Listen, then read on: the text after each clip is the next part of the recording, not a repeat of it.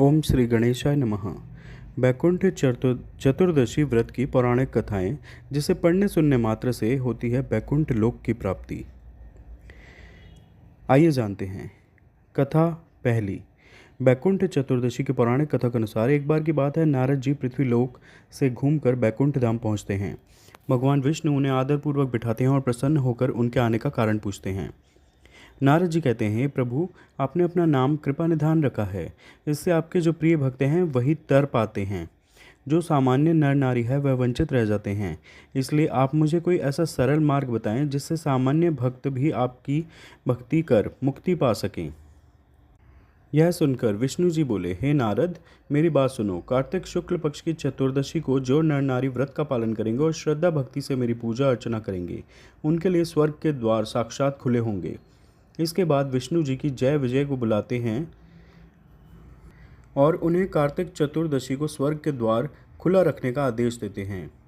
भगवान विष्णु कहते हैं कि इस दिन जो भी भक्त मेरा थोड़ा सा भी नाम लेकर पूजन करेगा वह वैकुंठ धाम को प्राप्त करेगा। बैकुंठ चतुर्दशी की दूसरी कथा। करोड़ों सूर्यों की कांति के समान वाला सुदर्शन चक्र जो शिवजी ने दिया था श्रीहरि विष्णु को।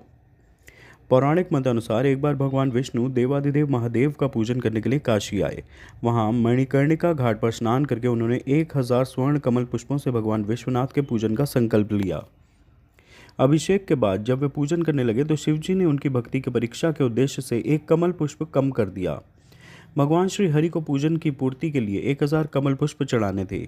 एक पुष्प की कमी देखकर उन्होंने सोचा, मेरी आंखें भी तो कमल के ही समान हैं, मुझे कमलनयन और पुंडरीकाक्ष कहा जाता है। यह विचार कर भगवान विष्णु अपनी कमल समान आंख चढ़ाने को प्रस्तुत हुए। विष्णु जी की इस अगाध भक्ति से प्रसन्न होकर देवादिदेव महादेव प्रकट होकर बोले, हे विष्णु, तुम्हारे समान संसार में दूसरा कोई मेरा भक्त नहीं है। आज की यह कार्तिक शुक्ल चतुर्दशी अब बैकुंठ चतुर्दशी कहलाएगी और इस दिन व्रत पूर्वक जो पहले आपका पूजन करेगा उसे बैकुंठ लोक की प्राप्ति होगी। भगवान शिव ने इसी बैकुंठ चतुर्दशी को करोड़ों सूर्यों की कांति के समान वाला सुदर्शन चक्र विष्णु जी को प्रदान किया। शिव जी तथा विष्णु जी कहते हैं कि इस दिन स्वर्ग के द्वार खुले रहेंगे। मृत्यु लोक में रहने वाला कोई भी व्यक्ति इस व्रत को करता है वह अपना स्थान बैकुंठ धाम में सुनिश्चित करेगा। बैकुंठ चतुर्दशी की कथा तीसरी। जब पापी धनेश्वर ब्राह्मण को हुई बैकुंठ धाम की प्राप्ति। धनेश्वर नाम का एक ब्राह्मण था जो बहुत बुरे कर्म करता था। उसके ऊपर कई पाप थे। एक दिन वो गोदावरी नदी में स्नान के लिए गया।